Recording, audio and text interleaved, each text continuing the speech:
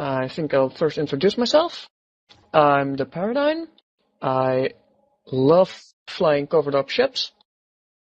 And why I started going in wormholes first, because in wormholes covered ops is even more powerful than in normal space, because there's no local, so you're totally invisible. And I love that kind of gameplay, just sneaking up on people and go kill them without them even knowing I'm there. After that, I kind of got a bit bored with it, and then I found a video on YouTube. It was from the bomber spar. They killed, I think, a whole Drake fleet with a massive bomb run. Joined the channel, got a few of the fleets. I volunteered to be an FC there. That went pretty well. Also, in bomber spar we have some classes. And I noticed that a lot of people really want to learn stuff. And I know E-UNI really wants to help new players. And that's how I ended up here, giving a guest lecture. In this class, I'm gonna be covering the Covert Ops cloaking device, all the nice things you can do with it, bombers, and bomb launchers. I will not be going into very deep bombing tactics using the bombs. I think there's just been a class about that a few days ago. Next up, I'll cover the recon ships. Recon ships with the Covert Ops cloak, of course. And then I'll also cover Tech 3 ships with the Covert Ops subsystem. Next is the Black Ops ship, which has a very nice module called a Jump Portal Generator, which helps you do very, very fun things. After that, I'm gonna go some bit deeper into tactics. I'll talk about how to set up a gate camp with Covert Ops ships and all the things that go with that. I'll talk about hot drops with Covert Ops. In the forum post, I said I'd talk about wormholes, but that's not gonna happen because when I really got into it, I have to explain so many wormhole mechanics that I wouldn't be able to talk about the tactics. Maybe I'll do another class about that another time. If we have time left over though, I'll do a open mic Q&A just to answer some more questions that haven't been answered in the class itself. First on the list, the Covert Ops cloaking device. This very nice module is basically the core of everything, every ship I will be covering in this class. It is a better version of a normal cloaking device. This one will let you warp cloaked, which means you'll be less visible, which is very handy. It also doesn't have the speed reduction when you have it active, so you can move at full speed. And it doesn't have the scan resolution penalty, which makes your ship lock slower. But about the cloak itself, what it does is as soon as you click the Covert Ops cloaking device, you will not be able to get targeted anymore. You will not be able to activate the cloak if you're already targeted. It doesn't matter by what. That can be rats, drones, other ships. Then you will not be able to activate it. But if you're not locked by anything and you're not within 2,000 meters of any object, then you can cloak. This will make you completely untargetable. And after a few seconds, you will also disappear from the overview and descan. This is something that not everyone knows. It is not instantaneous. You will not just disappear from the overview as soon as you click it. That's why when you cloak up on the gate, sometimes people actually be able to decloak you because you stay on grid for a little longer, so they can actually burn towards you and decloak you. This also can cause other people. You can also still decloak other bombers or other people that have a Covert Ops cloaking device in those few seconds. With bombers bar, we've seen it happen. So be careful, it's not idiot. Also, when you're cloaked and something goes within 2,000 meters of you, your cloak will be broken. This can be literally anything. Flying missiles do it, flying bombs do it, Ships do it, drones do it. They recently patched that probes, they don't decloak you anymore. That was recently changed, but when you're cloaked, you should have an overview that has every single item on it, so you don't just randomly burn into a corpse or something, which is what most people don't have on the regular overviews. Also, when you're chased by Concord or the faction police because of bad standings, you will not be able to cloak even when you're not targeted. Someone asked a question, micro warp drive plus cloak trick. No, you can't use the trick, because you can warp cloak, so you don't need it. You can still activate your micro warp drive before or just after you cloaked, so you still have a little bit move speed if you're in a bubble, for example. But you don't have to stop being cloaked to warp. Are there any more questions about the cloak?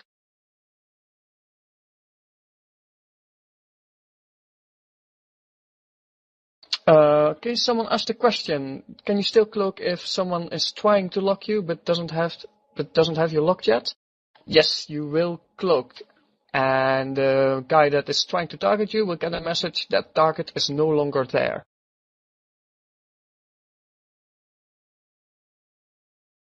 Cloaks work on every ship, however, I'm talking more about the Covert Ops cloaking device. Those cannot be fitted to every single ship. I think if you click on the Covert Ops cloaking device and you go to the Attributes tab, it will give you a list of every single type of ship that can actually use the Covert Ops cloaking device.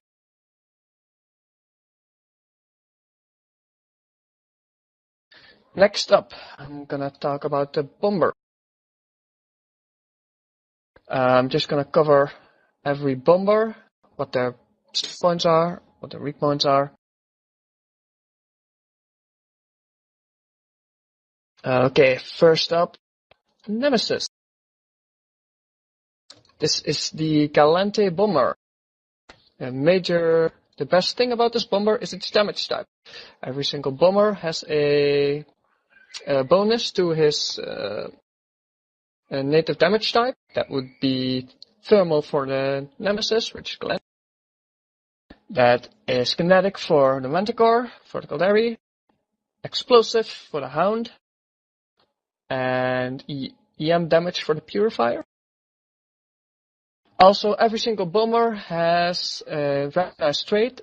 It can use torpedo launchers, which are actually battleship-sized modules. They have a bonus to them that they use a lot less power grid. I think it's 99.65% reduction in power grid. Every single bomber also has 3 launcher slots, so you can fit 3 bombers. The other major bonus they have is they have a bonus to torp velocity and torpedo flight time, which basically make them have the range of, I think it's the old heavy missiles before the nerf. Like for instance, with my skills, I can hit to 60 kilometers on a ship that's not fitted for extra range. They also have a bonus to explosion velocity of the torpedoes. That will mean that they do more damage to ships that are flying fast. It isn't a very large bonus, but it still helps to hit ships that are moving a bit faster. And then there's the 15% damage bonus to the racial damage type, which is absolutely awesome. That's why I recommend, if you like to fly bombers, that you train the Covert Ops skill to 5, because the extra 15% damage can give a nice bonus. Also, every single bomber has a 5% bonus to bomb damage type for their racial. Again, that's the same thermal for Galante and etc. Another very nice thing about a bomber is it completely removes the targeting delay after decloaking from a cloaking device. So with a bomber, you can decloak and instantly start blocking someone else. With the regular cloaking device, I think there's a 30-second delay. and the recons have a 5-second delay, same as the Tech 3 ships. That's the major bonus of using a bomber, because it can just instantly lock after you decloak. Okay, and let's go back to the Nemesis. Yeah, like I said, the best thing about Nemesis is damage type. It's thermal. Thermal is basically the damage type you want to use if you're not sure what you're up against, because it is the lowest resist on average. Other than that, the Nemesis has not very good power grid and CPU, which makes it a bit harder to fit than all the other bombers. Also, it has the slowest align time of every bomber, which can be bad if you're in a tight spot and need to get out really fast. Next up is the Manticore. The Manticore has the best base CPU stat, which makes it really easy to fit a point and some EWAR on it. That's why most people think the Manticore is actually the best bomber, because it has very high utility. You can basically fit a point and any kind of EWAR you want on it. A sensor damp, a tracking disruptor, whatever you think will be best in what you're going up against. However, you pay for it with the lowest speed, and not the align time, the lowest speed. It's slower, and it has the worst lock time of every single bomber. Next up is the Hound. The Hound is the fastest bomber. It has the fastest base speed. It also has the fastest align time, and it has the fastest scan resolution. This is basically the best bomber if you want to tackle stuff, because it just blocks insanely fast and it aligns fast. So if you have someone with probes out, you can instantly walk to them and tackle them. It has also explosive damage, which makes it good versus most armored tank ships if they didn't block their explosive resist hold. And then lastly is the Purifier. Its best point of it is its cargo. Every other bomber can only carry 2 bombs in its cargo hold. The Purifier can carry 3, which if you're in prolonged fight and you need to launch a lot of bombs, that can be very helpful. It also has the highest base power grid, which makes it fairly easy to tank it with shield extenders. Also, I didn't mention the slot layouts. The Nemesis and the Manticore have 4 mid slots and 2 low slots, which make them better for utility EWAR medium slots like sensor dams, tracking disruptors. And the Hound and the Purifier have 3 mediums and 3 lows, which makes them a lot easier to fit because they can fit the micro auxiliary power cores or co-processors in the low slots. And those give extra power grid and CPU, which just makes it easier to fit. And also because of that, they have an easier time fitting for maximum damage, because you can put more ballistic control systems in the lows.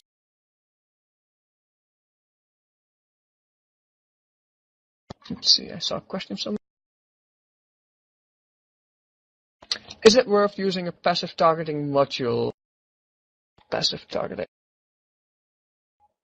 I think that's the one that doesn't show that you're actually locking someone. I'm not sure about that one actually. Yeah. On a bomber, I'd say no, it's not really worth putting it on there. If the best thing you want to do is decloak close to your target, or if you have some recon support, to jam it out first and you just kill it as fast as possible, because even if you fit a medium shield extender on a bomber, it's still very, very fragile and it dies so fast that you just want to kill whatever you're shooting at as fast as possible. And so there's no point in having a passive targeter, because if you're uncloaked, you want to be shooting stuff.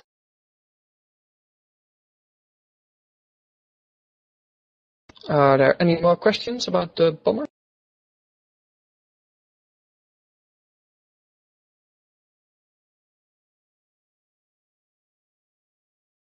Okay, I'll take that as no. Next up is the special module that's special designed for the bomber. It is the bomb launcher. The bomb launcher is special in the way that it launches a bomb. It can be either one of the 4 damage bombs, scorch bombs, concussion bombs, shrapnel bombs, electron bombs, which do damage, or it can launch EWAR bombs, the void bomb, which neutralizes cap, and the lockbreaker bomb that basically is a remote ECM burst that will try to break the locks of anything that's in the radius of the bomb. The special thing about bombs is you don't need to target anything to use them. The bomb goes in a straight line from your bomber to wherever you're aligning to. It goes for exactly 30 kilometers and then blows up. It blows up with a radius of 15 kilometers, and every single ship, whether or not it's cloaked or not, or drones, will get damaged by the bomb. A thing to note about bombs is it is only affected by signature radius, the size of your ship. It is not affected by speed, which normal missiles are. That's why if you see a bomb coming towards you, you do not want to use a micro warp drive. The micro warp drive increases your signature radius by a lot, but usually when you're fighting against missile ships, you often go so fast that the missiles barely hit you. However, with a bomb, it doesn't matter how fast you go, you get hit. And because of the bigger signature radius you basically get insta-popped by any bomb. Unless you're really, really tanky. And that can cause some hilarious kill mails. Just recently there was a lone bomber that launched a bomb, and he killed 52 bombers with a single bomb, because they all had their micro warp. That's just ridiculous.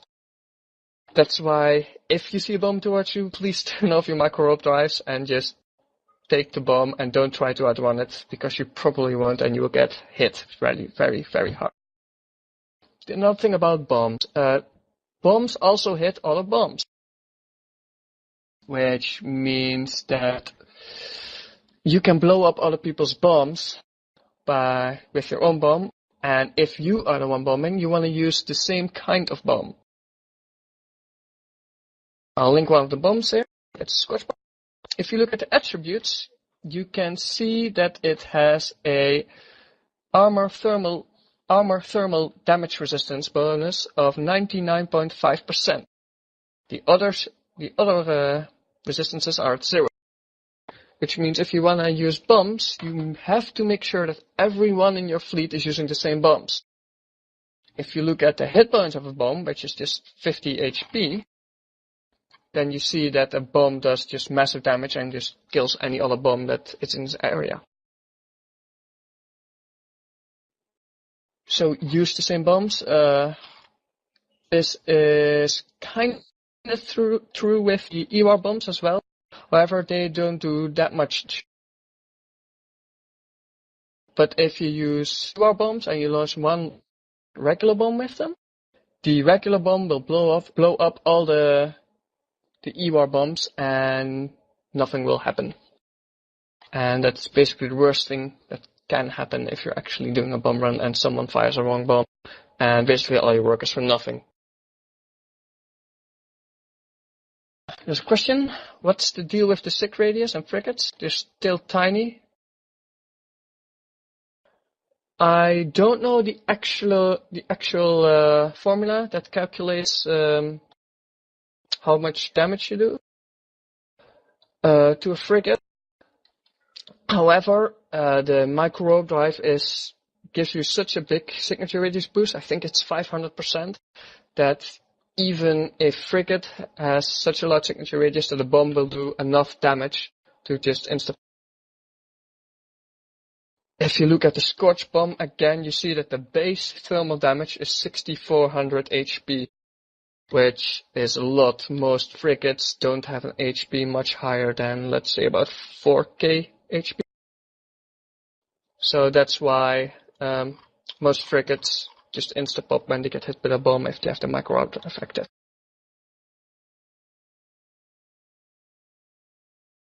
Other than that, the precise bombing tactics won't be covered in this class, because it's basically a class on its own, and I wanted to go more in using the actual ships themselves than just this one module.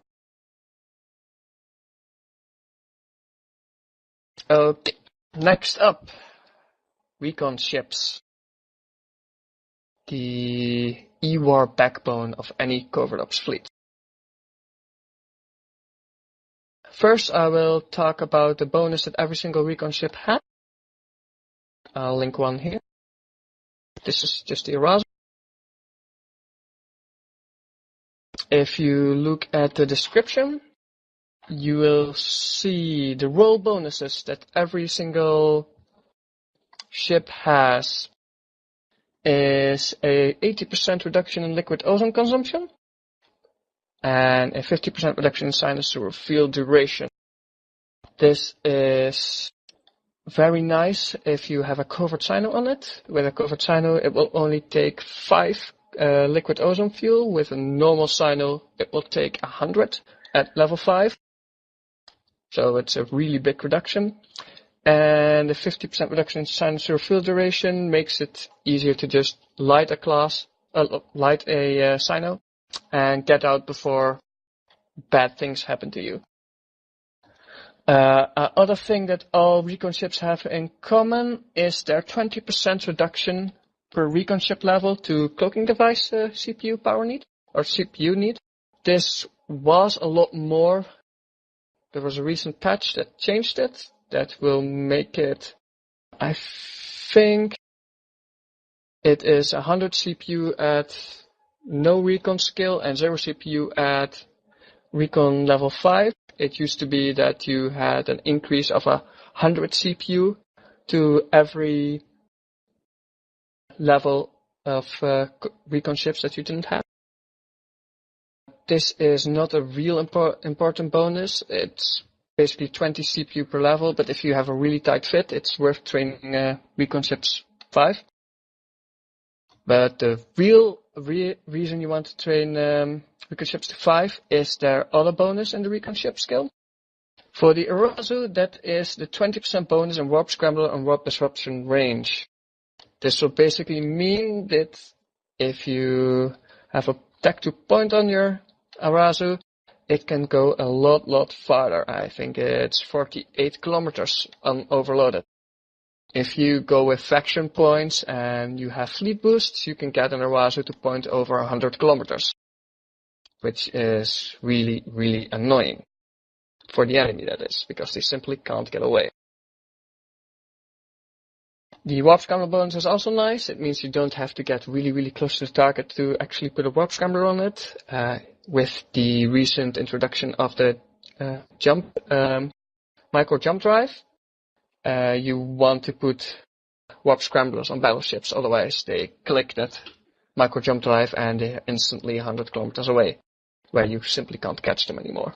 Or your guns or your bombers don't have the range to hit them anymore. The next ship is the Falcon. That's a Falcon.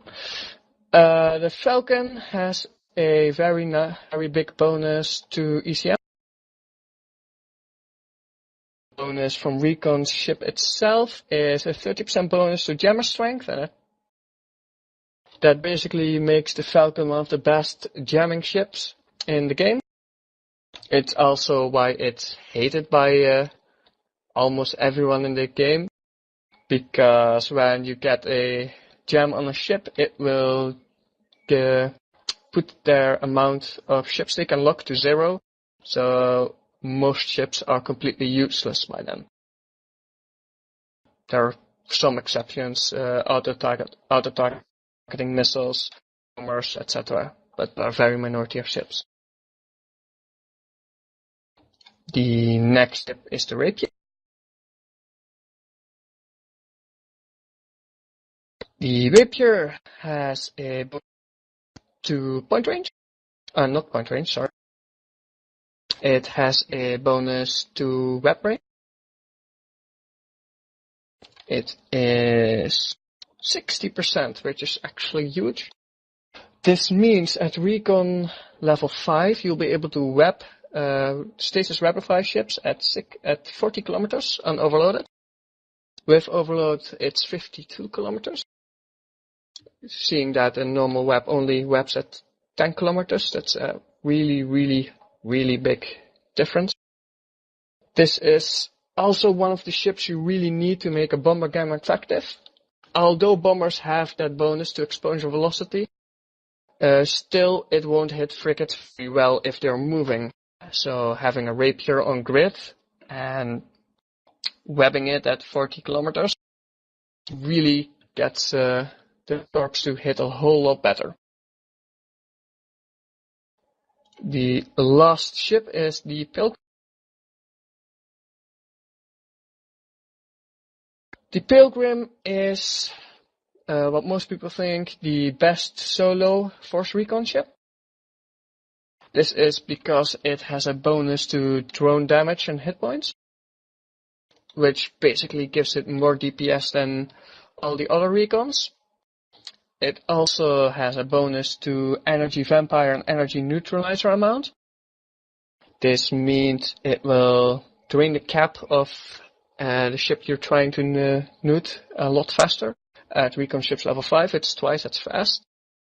That means any active partners will go offline. The drones can simply drug and kill the target. It also has a bonus to tracking disruptor effectiveness. It's 7.5% per level, but that's from the Amar Cruiser skill bonus. This is fairly useful in bombers gangs, but most of the times they are overclassed by the Arazu, who can sensor damp, which I actually didn't think I said. Oops. Let's go finish the Pilgrim, then we'll go back to the Arazu. Well, tracking disruptors, it basically causes guns to either have a whole less, more optimal range, which means you can actually burn out of their range a lot easier, or it has reduce their tracking, and if you get close to the ship, orbit it, the guns won't be able to track your own ship anymore, which basically makes you take 0 damage. Now to go back to the Arazu, that one has a bonus to sensor dampening. Sensor damps can be used in 2 different ways. You have the scan resolution dampening. That causes other ships to reduce their scan resolution, which makes them take longer to target your ship, which can be useful in some cases, especially if you're flying a frigate like a bomber and you're using it on a battleship. It will take a battleship like 15 seconds to lock your bomber. If you have a lot of bombers, that most often is enough to kill the battleship before it can even get a lock on you. And the range dampeners, they can get the targeting range of the opposing ship a lot lower, which means you can actually just stay outside the targeting range and they won't be able to target you, and so they won't be able to shoot you. This works especially well on frigates and cruisers because their targeting ranges aren't that high to begin with. I saw a few questions. One question about covert signals. I will cover them a bit later in this class.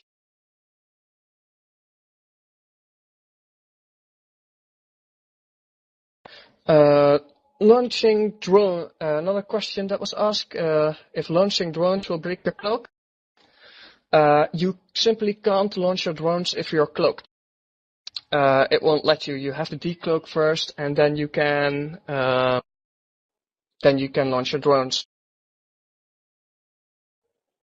I'm not exactly sure about the drones itself. I don't think that it was changed, but I think drones still decloak you as from now.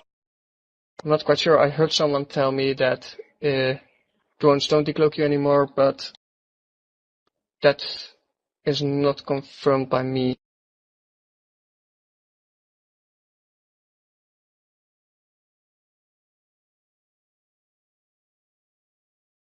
Okay, lots of people are saying that drones will still decloak you. Okay. Next on the list. Tech 3 cruisers. I'm especially gonna cover their subsystem that allows them to fit a covert ops cloak.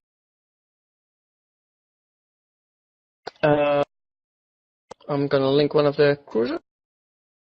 It is the Proteus. This one is the Galante strategic cruiser. It has another subsystem that you can put on it, which basically makes it into a mini Arazu. That is the friction extension processor. That one gives it a 10% bonus to warp disruptor and warp camera range. It is half the amount of what the Arazu gets. However, that is offset by the fact that it's a Tech 3 cruiser and it has a whole lot more tank. It's also a lot more expensive. But that's basically a personal choice you have to make. Do you want the better E-War or do you want more tank and more survivability?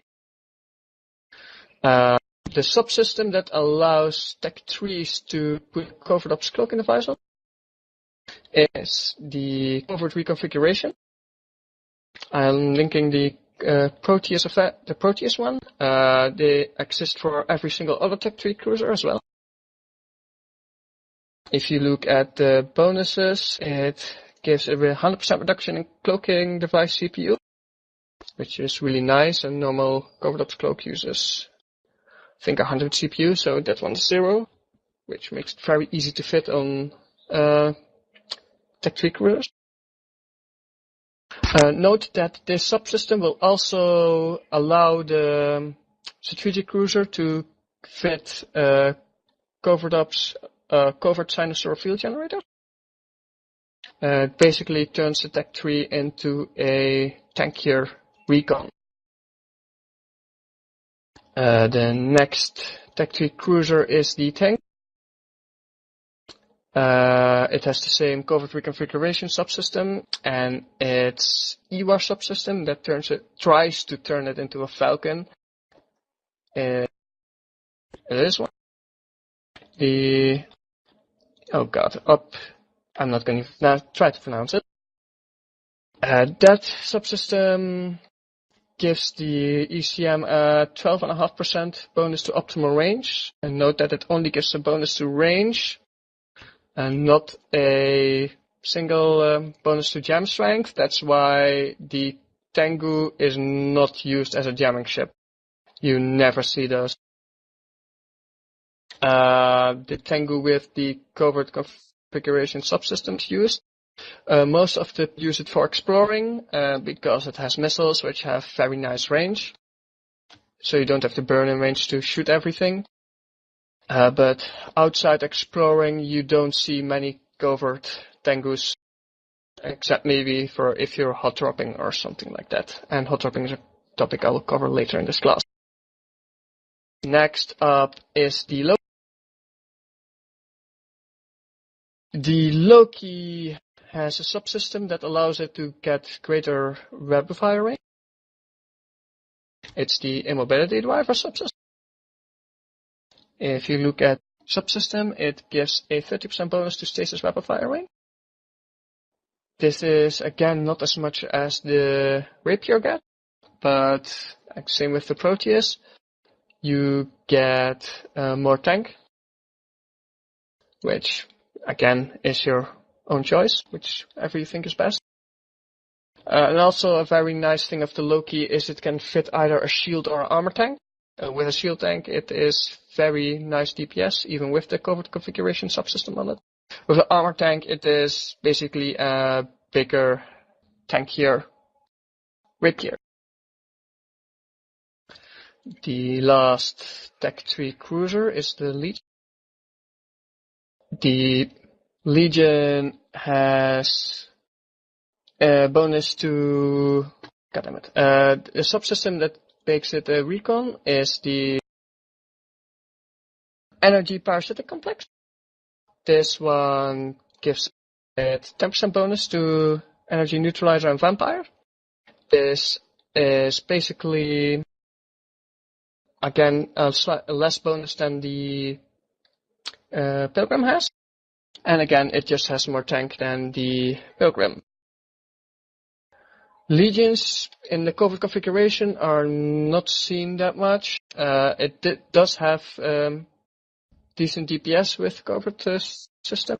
However, the EWAR system is almost rarely used. You could see it in wormhole space or in a hot drop if you're trying to kill something that needs to be neutralized.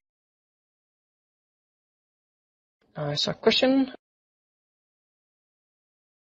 The question is about losing skill points when you lose your Tech 3 cruiser. That is true. If you get killed while you're in a Tech 3 cruiser, you will lose one of the subsystem skills. Every single Tech 3 cruiser has 5 subsystem skills you have to train to use it. It has a offensive, electronic, defensive, propulsion, and engineering subsystem. Every single one of these subsystems has to be trained, and if you get killed while using your Tech 3, one of these skills will get lowered by 1 level. At level 5 to level 4, I think that's about a 4 to 5 day skill that you lose, and you will have to train it again.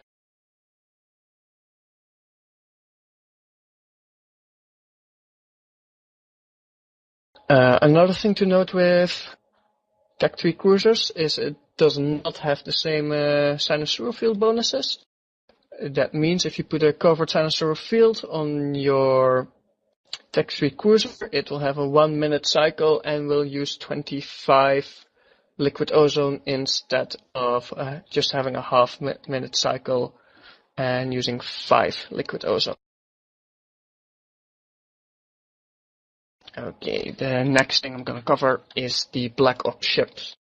They're kind of a weird thing in the Covert line of ships.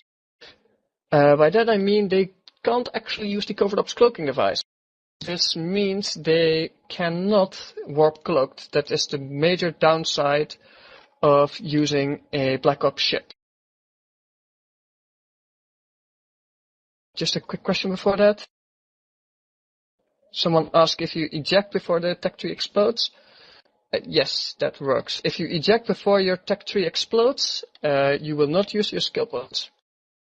However, because Tech 3 ships have a very high armor or shield resist, which as soon as you hit structure, because it's basically just a cruiser, it dies immediately, which makes actually ejecting for your ship really difficult to do it exactly in time. Just don't do it too early or you waste precious time for your friends to get reps on you or something.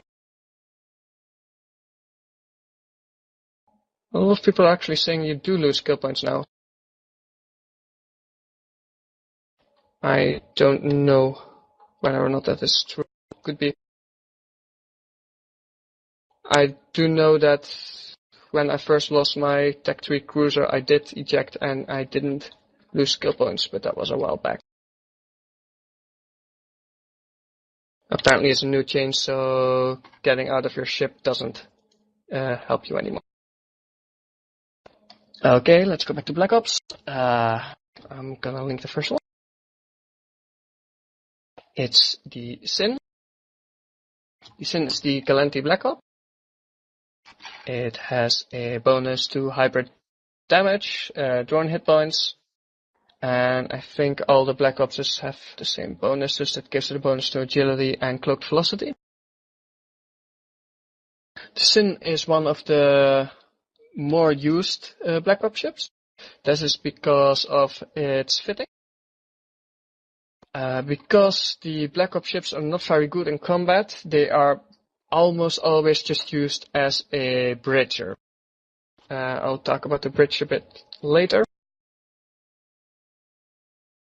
That means they want to carry a lot of fuel in their cargo hold so they can bridge more people. And a SIN is very good for that because it has 6 low slots and 6 medium slots, which means you can use the low slots to fit the cargo extenders and the medium slots to fit a shield tank. So just in case you get attacked, you still have a bit of survivability. The next ship is the Widow. The Widow is the Caldari Black Ops ship. It has a bonus to ECM jammer strength and a bonus to torpedo and cruise missiles. But the really nice thing about this is the ECM, the jammer strength. This basically turns it into a Scorpion, which can be very useful if the Black Ops gets tackled for a reason, you can just jam and get away. The next ship is the Panther. This is the Mimitar Black Ops. This has to be the least used Black Ops ship, just because it simply doesn't have a good bonus. It has a bonus to velocity and turret damage, but seeing that Black Ops are almost never used in combat, those bonuses are not very helpful. It also has 1 less medium slot than the SIN, which makes it a bit harder to shield tank it, and that's why people go for the SIN over a Panther. The last one is the Redeemer, the Amarba Black Ops ship. This one actually has the best combat statistic or combat capabilities of any Black Ops. That's why if you actually see people trying to kill stuff with their Black Ops ship, they'll use a Redeemer. It has a bonus to capacitor use and rate of fire, and also turret tracking. So basically makes it the best ship to actually apply damage with. Also, it has 7 low slots, which makes it able to fit a lot of cargo extenders, which allow a lot of fuel to be hauled with it, so you can actually bridge more people. Okay. Then next up is a special module designed for the Black Ops ship. It is the Covert Jump Portal Generator. It is kind of similar to a Titan bridge. However, only ships that can use a Covert Ops cloaking device can jump through this portal. If you click on the info, you will see that it has a 20-second activation time. When the Black Ops ship is using this module, it cannot move. Its speed is reduced to 0. And it cannot get any remote assistance, either being remote repairs, armor repairs, shield repairs, remote sensor boosters, and all that kind of stuff. You simply cannot use it on the ship while it is using the bridge. The Covert Jump Portal Generator is also the only portal generator that can lock onto a covert signal. A Titan bridge cannot lock on a covert signal. How to use the bridge is actually very easy. You will have to be within 2,500 meters of the Black Ops ship. Then there has to be a pilot in your fleet who lights either a normal signal or a covert signal. Black Ops can also lock onto a normal signal. This Black Ops pilot has to activate this module and create a bridge to the signal. And then what everyone else has to do is just simply right-click on the Black Ops ship and select Jump To. And the destination system will be listed there.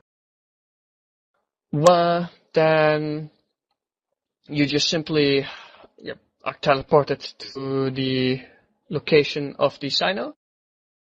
After you get there, which is different from a normal gate jump, is that you will not be cloaked.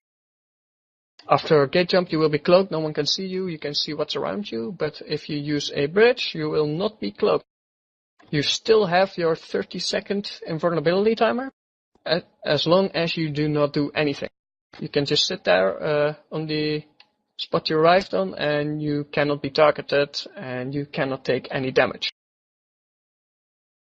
However, as soon as you start moving, you will break the invulnerability, and you can get shot, and you can shoot, and you can get scrambled, and you can die, which is not fun.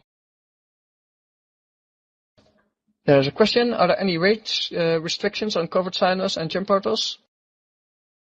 The range of the Black Ops bridge has recently been increased to the same as a Titan bridge. I don't know the exact number of light years that is at jump drive calibration level 5. However, a very nice thing of the covert sino is that you can actually use it in a system that has a sino jammer in it.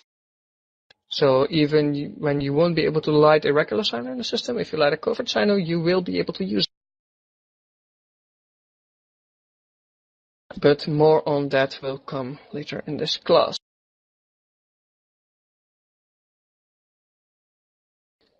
Someone said something about doomed cats. Yes, it's called a tactic called zero velocity bombing. Normally bombs go in a straight line from wherever you are aligned to. However, after jumping a gate or using a jump bridge, you will not be moving at all. That means that your ship doesn't have any alignment. So when you launch your bomb, it will just sit there, right in front of your ship, not moving. And that is indeed a tactic that sometimes has been used. Just jump bombers in and let them drop their bombs immediately after bridging in, and killing everything that's relatively close to the sino. However, this is quite literally a suicide tactic because the bombs will also kill yourself. Question about covert sinos in incursion system. I actually have never tested this. I think that it has the same thing as a sino sword jammer, so you should be able to use a covert sino. I've not tested this myself.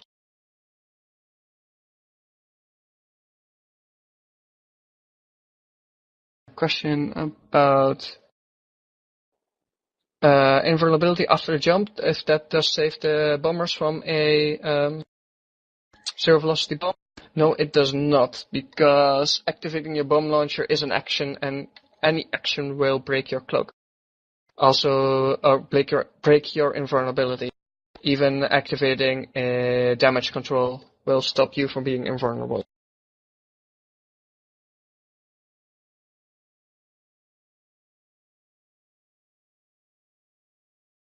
Okay, next up on the list is the tactics that you can use with covert op ships. A little disclaimer at the start: these are my personal experiences and the experiences I've collected with Bomberspar. I will not say these are the best tactics you will ever see. I am not saying these are the only tactics you can use. What I can say is they have worked very well for me in what I have done. Okay, the first basic tactic with a Covert Ops gang is the gate camp. First gonna talk about the advantages of doing a gate camp with Covert Ops ship. One of the advantages is even though there is local, people don't actually see your ships on the gates. And this means people will do stupid stuff because they don't know anyone is actually there.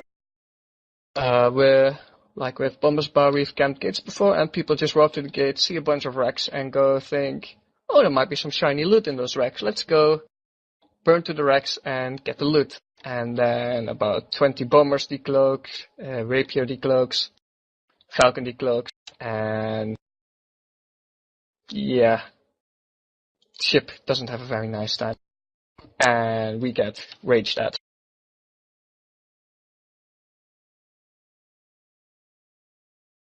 Another advantage of using a Covert Ops gang is you can very easily pick your target.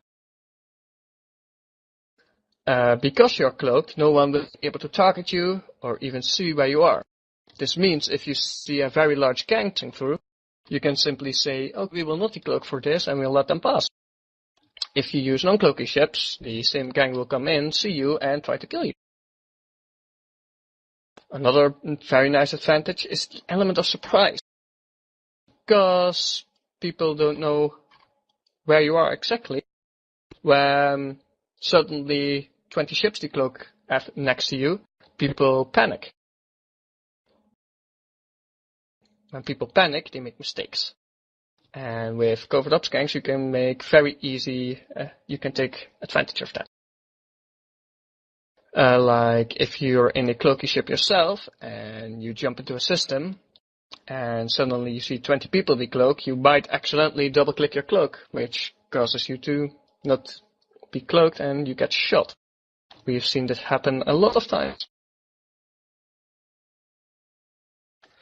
And another nice thing is you can very easily bait with Covert Ops ships.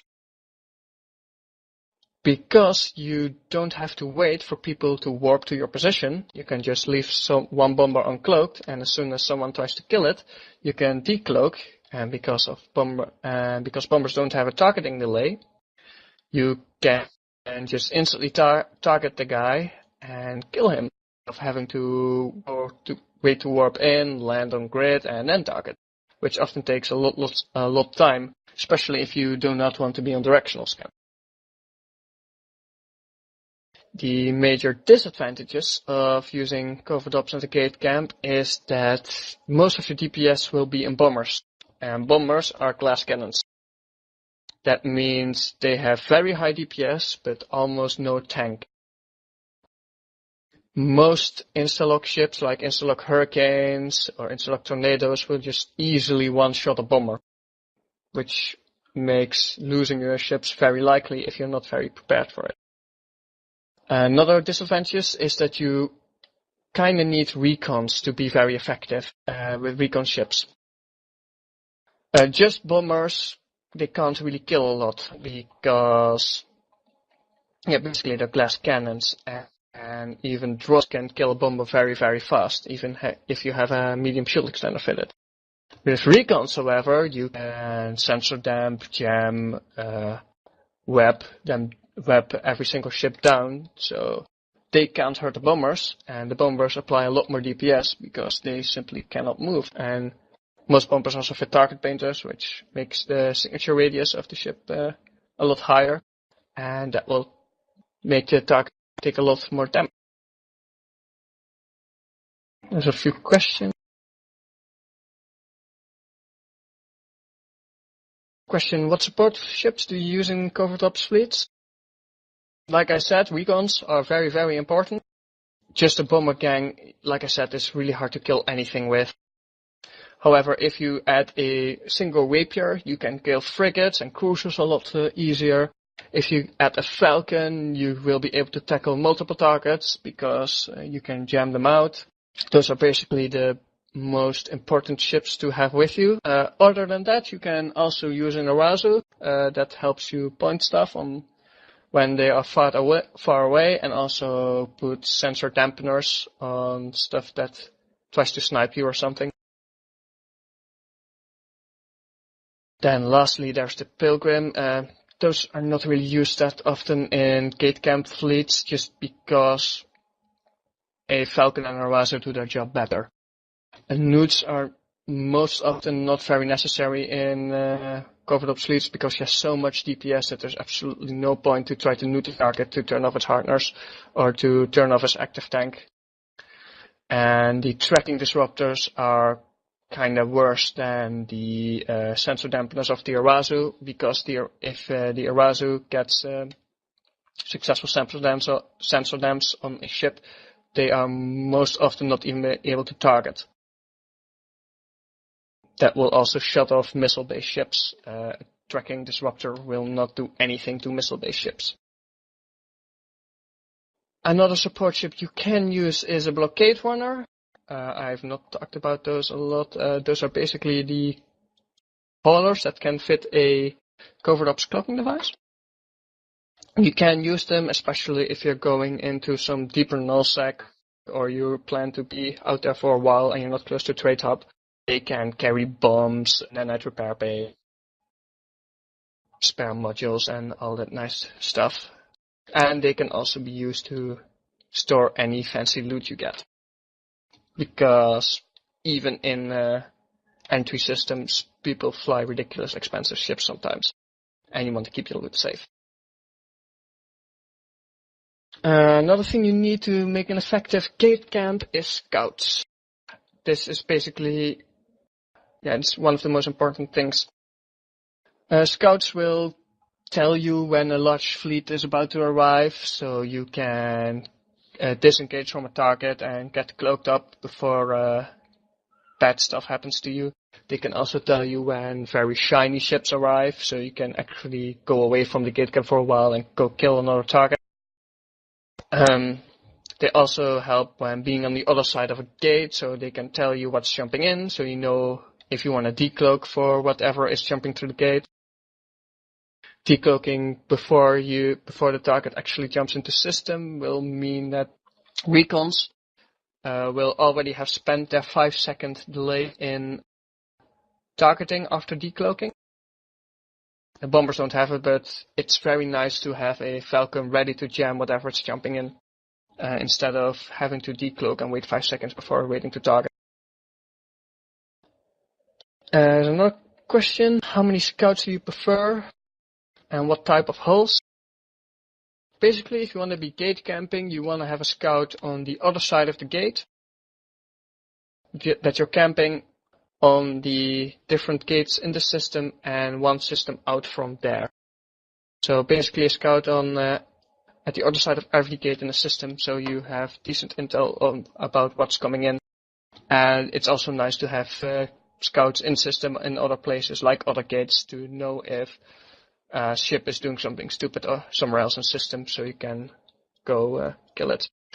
The best hulls to do scouting with, I would say, is a Covert Ops ship, like a Helios, Buzzard, Anathema, or Cheetah. These are very fast little ships. They also have a Covert Ops cloaking device, so they won't be noticed as easily. And they have a very nice bonus to probes, which makes it easier to scan stuff down if needed. That also brings me to another thing you might need on your gate camp, that is someone with probes.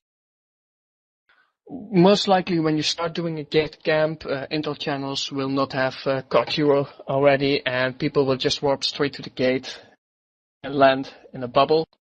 I will cover how bubble works later.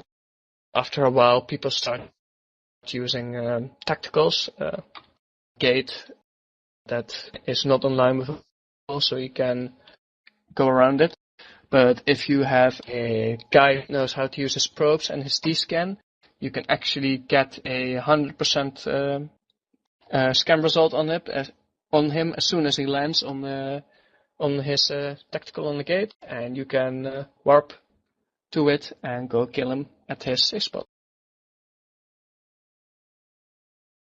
Okay, next thing I'm gonna cover is the bookmarks. This is something that Bombers Bar uses a lot. Bookmarks are very useful in a gate camp because they help the SC know where the fleet is. They can help you escape from any danger.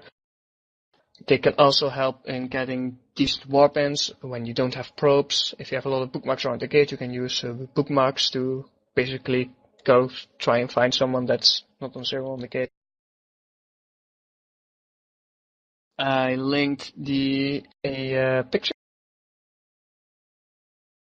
This picture basically shows how Bombers Bar does their bookmark.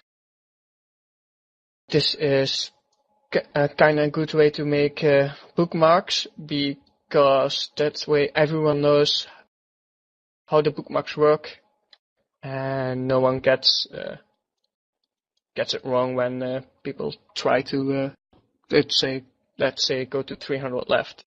If you look at the picture, you can the picture is set up with a tactical overlay on.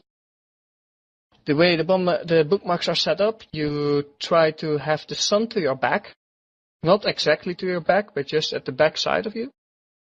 And then the bookmarks are set up along the number lines you see on the tactical overlay. That means that the close bookmark is not directly aligned towards the sun, but it is closest to the sun. The far bookmark is on the opposite side of the gate, and if you have your back to the sun, left is left and right is right. And then there's also bookmarks above and below the gate. This makes a very nice little diamond shape around the gate, so you have a bookmark on every single spot, which makes it very easy to warp around, get close to targets, and get away if needed. That's why it's also very handy to have your people and places. You should see that in your neocon. And then there's the places tab. And when we have a gate camp running, we ask every single pilot to have their list of bookmarks open on their screen. It helps with just being a lot faster in warping to bookmarks instead of being or having to right click in space and then look to all your bookmarks. You can just have the bookmarks on your gate in a separate folder, and you can just click on your bookmark right there and then, so, which is a lot easier and makes warping to bookmarks a lot faster. Another reason why we use bookmarks is because, like I said, bombers are glass cannons. They don't have a lot of tank. What keeps them safe is being fast. So you can use your bookmarks to have something to align to.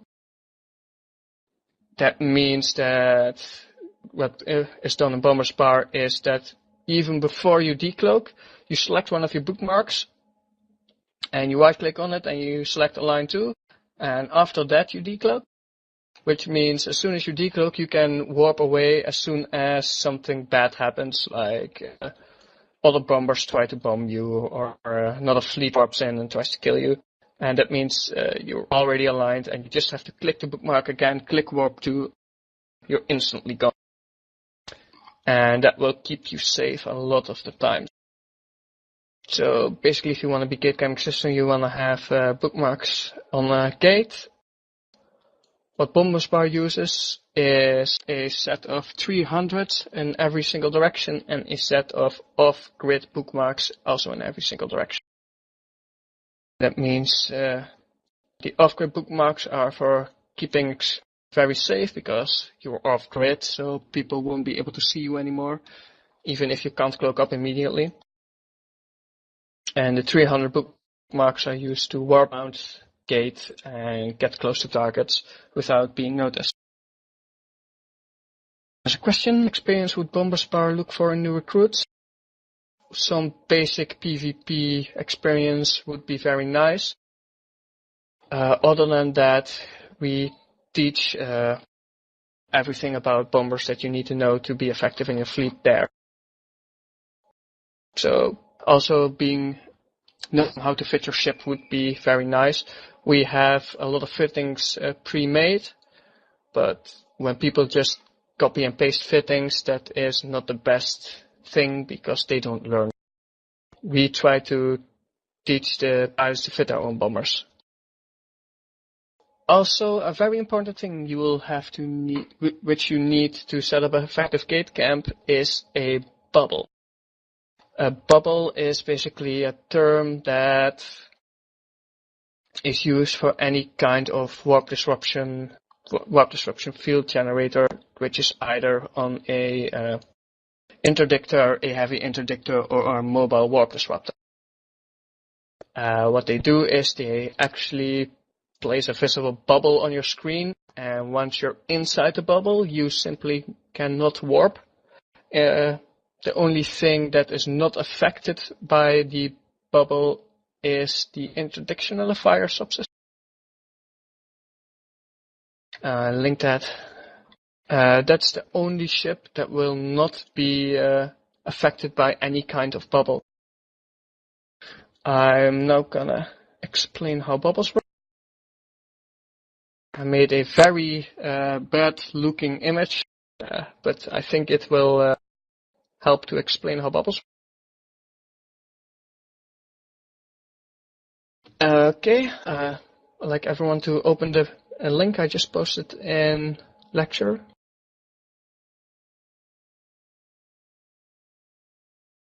No. As you can see, there is a someone is warping from gate A to gate B. The line that is he is warping from shown, and there is a bubble that it represents the grid. The grid is not exactly 100% circle. It can be moved. It's not always stationary, but it's just a visual aid to help you understand bubbles. First off, a bubble will only affect your warp if it is on grid with your destination. Like bubble C is not on grid with your with the actual gate, which means that if you put a bubble there, it will not stop people in the bubble right there. Also, bubble D is also off grid on the other side, and no one will get pulled into the bubble either. Then the bubbles you will want to use. That is either bubble A or bubble B. Bubble A is called a stop bubble. What it does is if you warp from gate A to gate B, it will basically pull you out of warp ahead of where you would land. So you will not land directly on the gate. You will land on the red X at the edge of the bubble on the place where you're warping from. Then there is bubble B, called a drag bubble. It's called that because it drags you away from the gate, the other direction. So instead of landing on gate B, you will actually be pulled behind the gate, and you'll land at the edge of the bubble behind the gate. My personal preference on setting up bubbles for a gate camp is the stop bubble.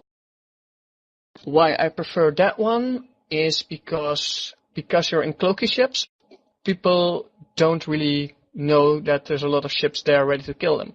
So they actually go into the bubble to burn straight through the gate. And when they're in the bubble, they cannot warp away anymore. So then everyone decloaks and kills the target. And most of the times the pod will also still be in the bubble, and we kill the pod as well. If you would do that on a drag bubble, on the other hand, burn back to the gate if you have a drag bubble, you will not be pulled you will not burn through the bubble itself, you will just go to empty space. Which means that if they're fast enough, they can simply warp away, and their pod most likely will not be in a bubble and can also just warp away. As a question, can you explain how bubbles pull targets? I'm not exactly sure what you mean by that question, but basically, if a bubble is directly in line with the point where you came from, and the point that you're going to warp to, it will actually don't let you land on the place you were actually wanting to go to, which is the gate, but it will stop you in case of a drag bubble at the edge of the bubble in front of the gate, or it will stop or will drag you behind and you'll land in the bubble behind the gate.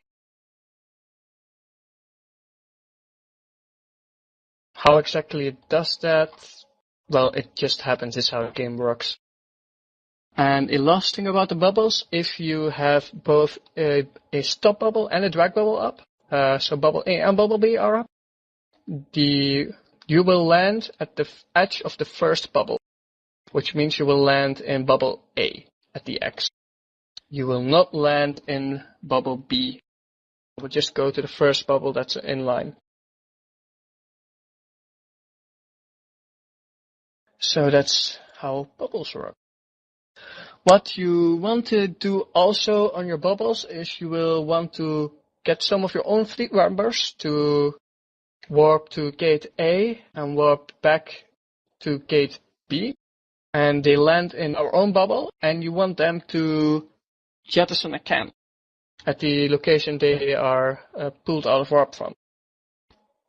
This will do a few things. It will give you something to warp to, if you want, and it will also cause other things that have a covert cloak to decloak on the cannons when they land in the bubble, which is very handy because the bubble itself will not decloak people unless you actually go within 2,000 meters of the mobile warp disruptor itself.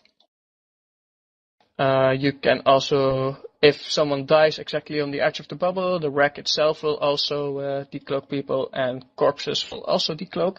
So that's why most of the times we actually leave wrecks and corpses in the bubbles just to make sure that we decloak as much as we can, so we can kill things like fighters. I saw a question. Can't you see a drag bubble when aligning to destination and just warp to someplace else? If the first gate is in directional range of the second gate, yes, you can. You can see there's a bubble on the gate. You will not know exactly where it is, but you will be able to see it. And yes, you can warp to a planet and then to the gate, and you will avoid the bubble. However, because there is no actual ships on the gate, because you're all cloaked, people will just say, there's nothing there, I can just warp straight to the gate and just burn through the bubble if it's in my way, and I'll just make it through. And then 20 ships decloak next to them. So that's one of the advantages of the Covert Ops gate cam. However, if people are smart, they'll actually use a planet or something else to warp to first, and indeed those will go past your gate cam. And there's not really a reliable way to actually catch. Another way people avoid bubbles is also to use on-grid tacticals. Basically, they are kind of like your own bookmarks that you would have, and they warp to a bookmark instead of the gate itself. However, you are in danger of getting probed out if you do that. Someone said local is your friend. Still, if there's people in local, but people don't see any ships on D-scan, people still get a bit lazy and they will just warp to the bubble. There's another question. Is there any way to warp to your bookmarks beside the clunky menu? You can right-click in space and go to your bookmarks. You can use the People and Places tab to warp to your bookmarks. Other than that, I don't think there's any hotkey or something that will allow you to align and warp to a bookmark you have. Another question, what do you do if there aren't any threshold amounts to get around and you don't have bookmarks? Well, basically you're screwed, and you'll just have to try and hope there's nothing on the gate ready to kill you, or you have to go another way, avoid the system altogether. But that's not always possible. Next question, how long do bubbles last? That depends on the kind of bubble. If you have a mobile warp disruptor, it's an actual structure you anchor, they last forever. There are also interdiction probes. They are launched by the Interdictor class ship. They last for 3 minutes, if I'm not mistaken. And the last kind of bubble is from a heavy interdictor, and that's an active module fitted on the ship. And those bubbles will stay there as long as the module is active.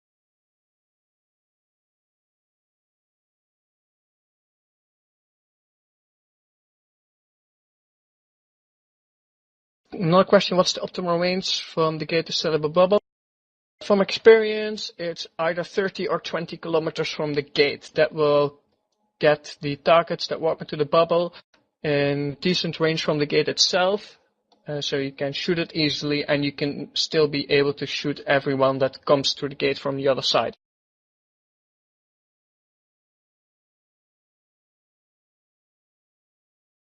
You can kind of use the same tactic with the bookmarks that you have on jump bridges.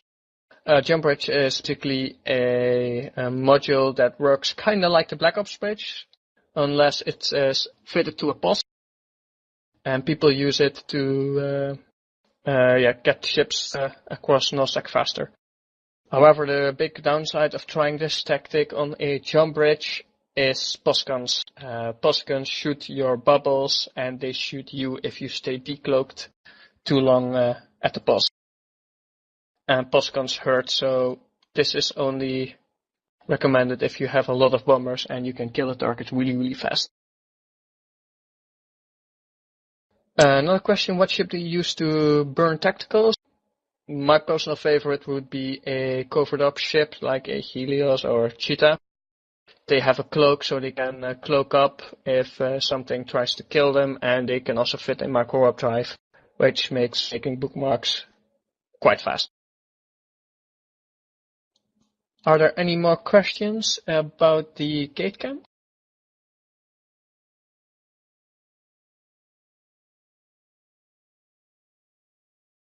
Okay then. Next up, it's kinda my personal favorite. Covert Ops Hot Drops. This is using a single pilot that has a covert sinusoidal field generator fitted on the ship. I will link the module. To go out, find targets, and tackle the target, and then light the covert sino and have a fleet ready on a Black Ops ship ready to jump in at a moment's notice.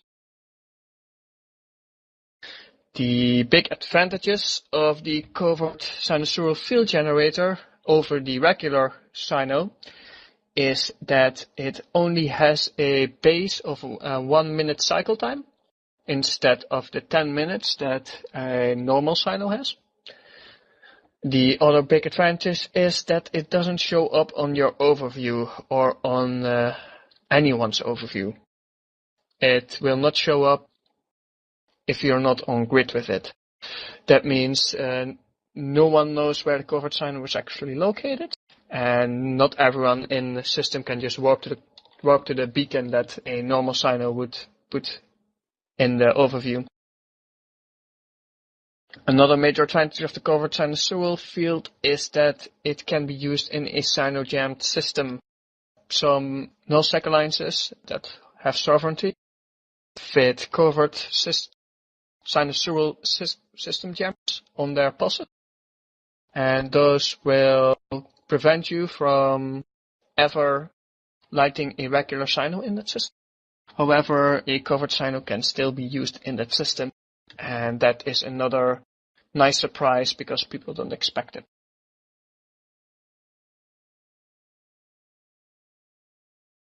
Another advantage of the covert sinusoidal field is that it only uses 25 liquid ozone as fuel instead of the 100 that is required for a regular one if you have a sinusoidal field theory at level 5.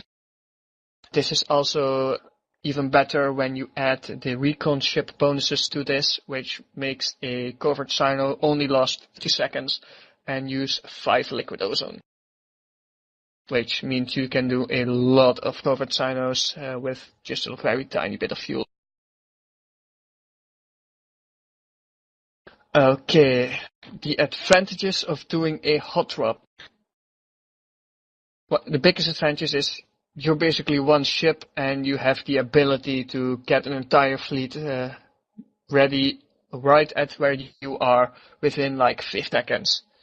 That will mean that local, which is the most important intel tool for nullsec, is not as usual because they see only a single ship enter local. And sometimes people are not very scared by that and they just continue doing ratting or shooting at Poco or whatever the hell people are doing. And with just one ship there, they think, oh, I'll be fine, nothing can happen. And then a ship decloaks next to them, they light a covert sino, and suddenly there's 30 more people in local all shooting you with torpedoes. That is not very fun for the target, seeing the amount of rage we get when we actually try this tactic. Another big advantage is that you have your fleet basically always with you, like 15 seconds away. Maybe a bit less with the new jump transitions. Jumping has been a bit faster.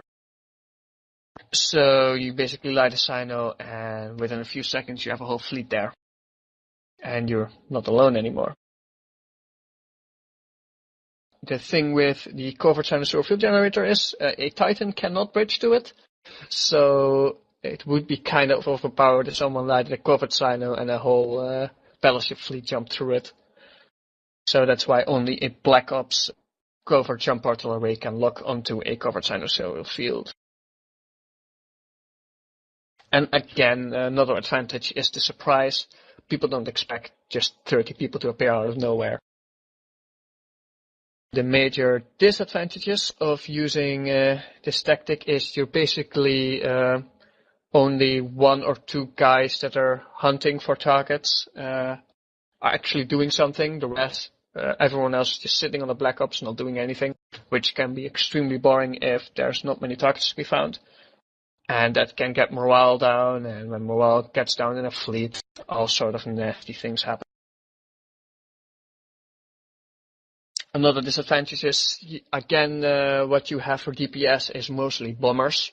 Again, those are very fragile ships, so if you're hot dropping into a anomaly or something, the reds can actually kill bombers before you can kill whatever you're shooting at. That is why, again, it is very nice to have a few recons with the bombers ready to jam out anything that tries to help the target that's tackled. Or to hold them down with webs and that kind of stuff. Another very big downside is it is quite skill intensive to be able to do a hot drop, and it requires a lot of people to do it. To do hot drops, you will need at least one Black Ops pilot. Training for a Black Ops ship takes a very, very long time. It also costs quite a few of ISK to buy a Black Ops ship fitted. And then there is also the fuel cost, which if you bridge a fairly large fleet, it can get up to millions or billions fairly fast. Another disadvantage is that you need a lot of people to actually make it happen. You need hunter killers. Those are the guys that are actually looking for targets. They have to have covert sinusoidal field theory, which is the prerequisite for the sino at level 5, which is, I think, a 28-day skill. So you need people to have that. You probably will need more than one guy that has a covert sino. Most of the times you will also want to go back with a Black Ops bridge, so you don't have to burn through 10 systems of nullsec with gate camps and all sorts of really not fun stuff. Then there is more problems like logistics. You have to have a lot of fuel ready to go. If you don't have fuel, you have to buy it, you have to haul it. Especially if you're in deep nullsec, you will have to bring covert haulers with you to haul fuel. And those all require pallets. And you say being a covert hauler in a fleet is not very fun. You can't actually shoot anything. Then, like I said earlier, once a target has been found and a sino has been lit, you have to be within 2,500 meters of the Black Ops ship. Just right-click the Black Ops ship and you will have an option to jump to it.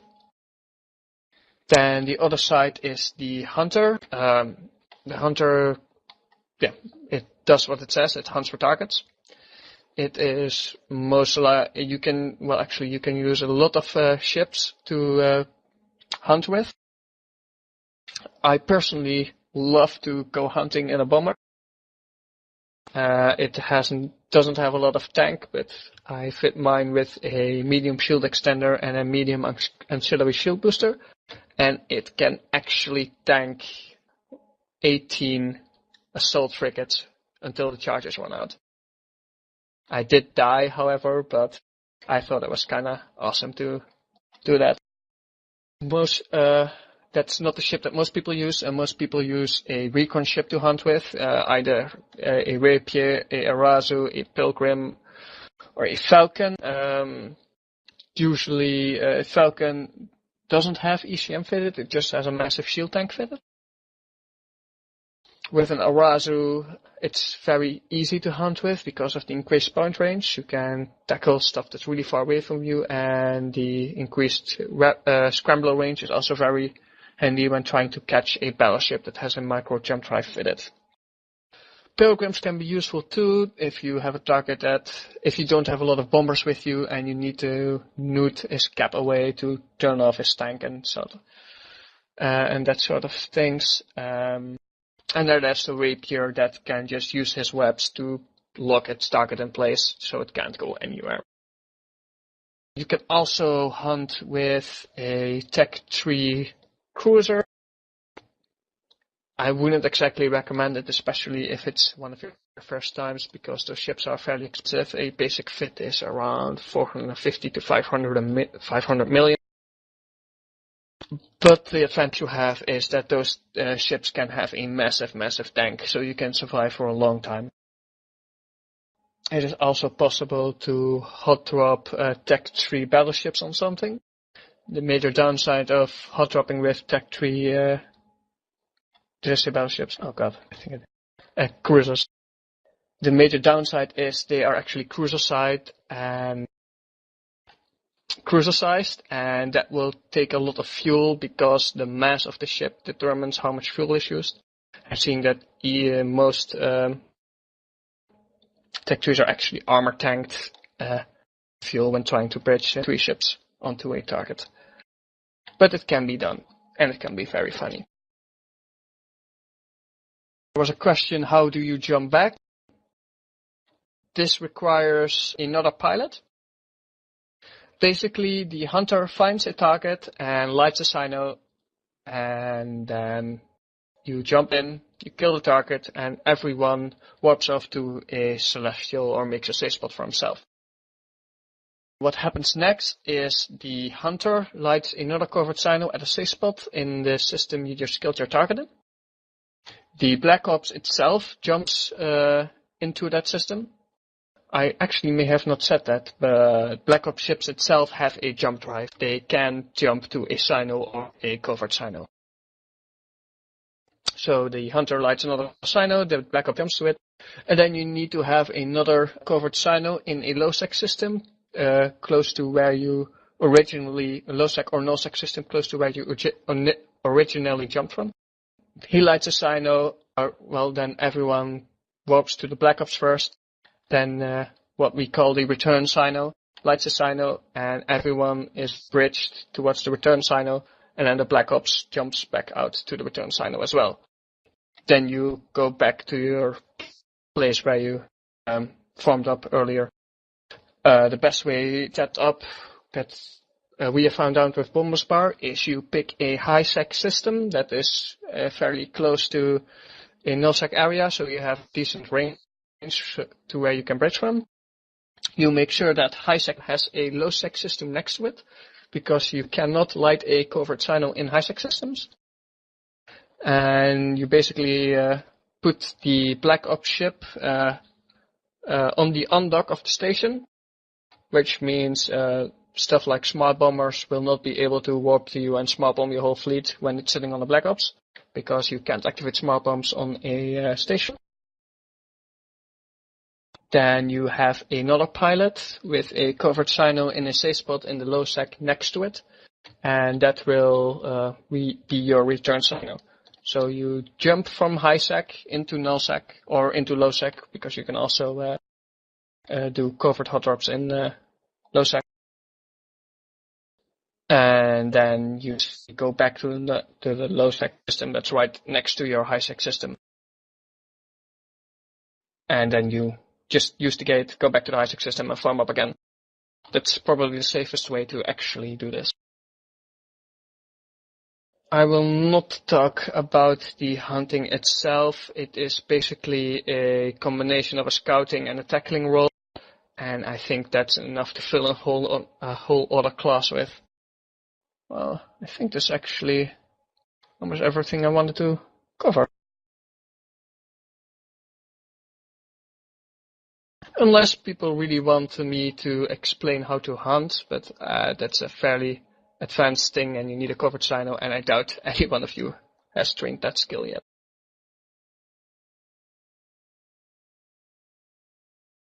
So, I think now is a very good time to ask questions about anything I've covered in this class. If something you didn't understand and you want to know more about something, just ask.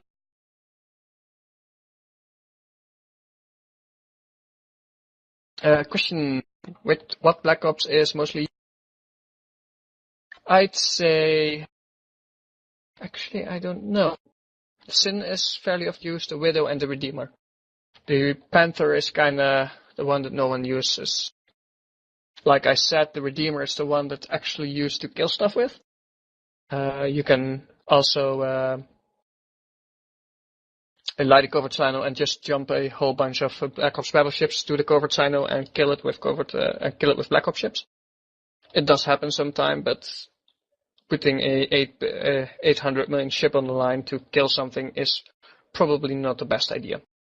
That I know, it is the Sin and the Widow for actually bridging, and then the Redeemer for if you want to actually shoot stuff with it. There's a question, if a ship is cloaked, can you probe it down? No, if your ship is cloaked, you cannot be probed down, which is very nice, and which caused a lot of nullsec care bears to be very, very angry. Because people put a cloak on the ship, go into system, and then go AFK, and people do not know whether or not that ship has a cyno fitted on it. So they're constantly scared of being hot dropped, and they get really angry about that. Question, what does the Sim provide? Well, like I said, it has a lot of low slots, and a decent amount of medium slots, so it can fit a lot of fuel in its fuel bay, which makes it easier to jump large groups of people with it. Question, does the Panther do anything well, or should we just not fly them? Well, like I said, the Panther doesn't have a really nice bonus. It has bonus to projectile damage, just projectile guns. Doesn't have bonus that the Redeemer has. It also has one less medium slot, the Sin, and doesn't have drones, which are actually very useful. So that's why the Sin is more often used than the Panther.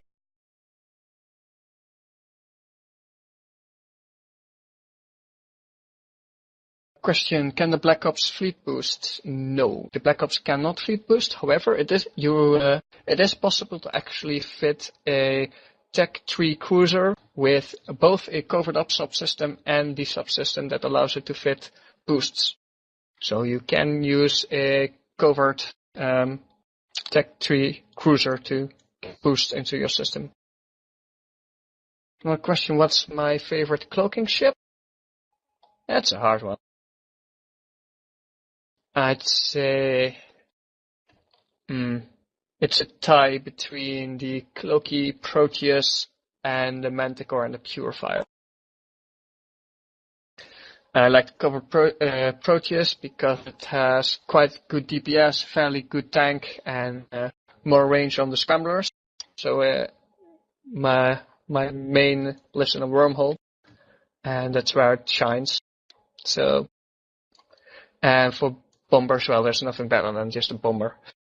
The Manticore is very nice because it has a lot of utility. You can fit a lot of EVAR on it. You can basically pick whatever you want. If I go hunting with my bomber, it's also a Manticore. It's just the 4 medium slots. Yeah, you can't beat that. And then there's the Purifier, which I like because it has a lot of power grid.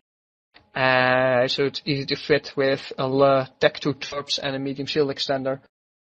And then have a very, very high amount of DPS. I think with my skills, I get around 780 DPS overloaded on a Purifier.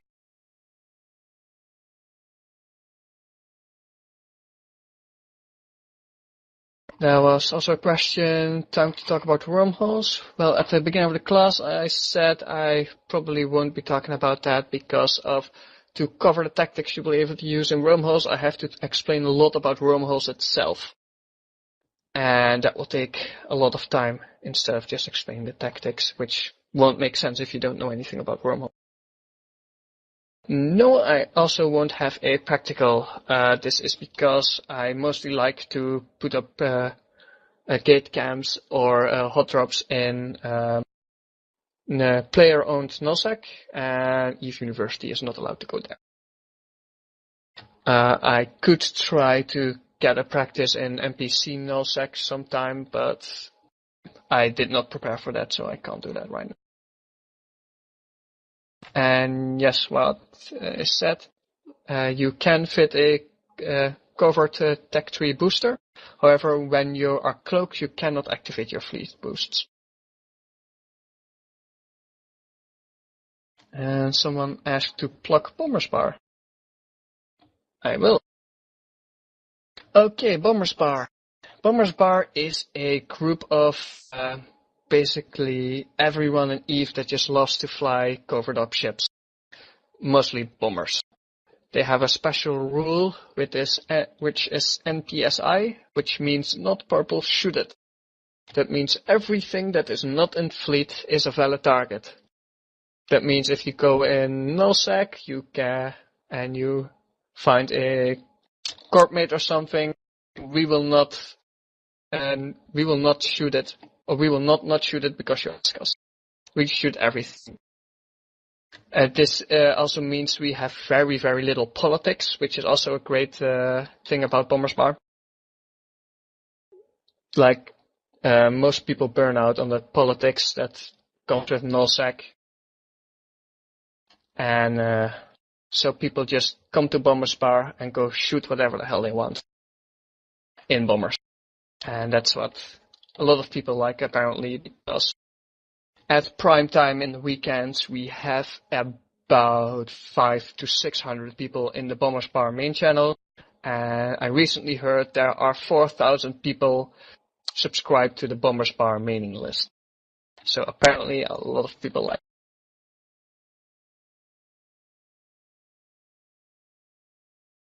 Okay, so if you would like to find Bomber's Bar, you just go to open channel window, and then you type in Bomber's Bar. I'll type it in lecture. And that will take you directly to our channel. There are also a few mailing lists that you can go to. If you want to add a mailing list, you go to your EVE mail. There should be a button, Add Mailing List. And there are a lot of, you can, well, actually, I think there's two you guys might like. There is just the Bomber's Bar mailing list. It's spelled the same way as the channel. And then there is Bomber's Bar Fit.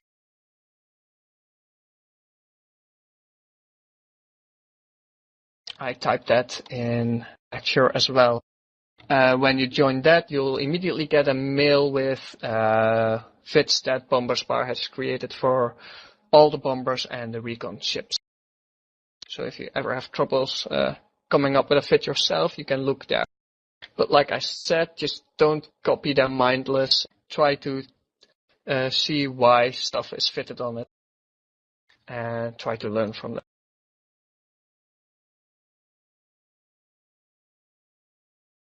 You can still ask more questions.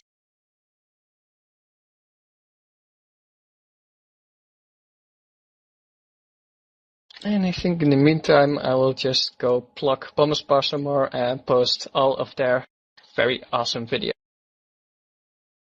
There's a question, is there no Bomber's Bar Corp or Alliance? Well, there is a Bomber's Bar Corporation, however, that one is reserved for fleet.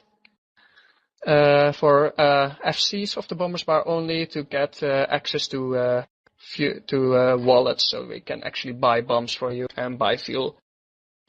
Yeah, for the guys that didn't know, a Bomber's Bar always tries to cover for bombs and fuel, so you guys don't have to pay for that. Yeah. If you have more questions, just ask. I'm gonna link some nice little videos for you guys to watch. Well, I think everyone's leaving already, so that means thank you for attending my class. I think it went rather well. So maybe until next time. And thank you again for coming.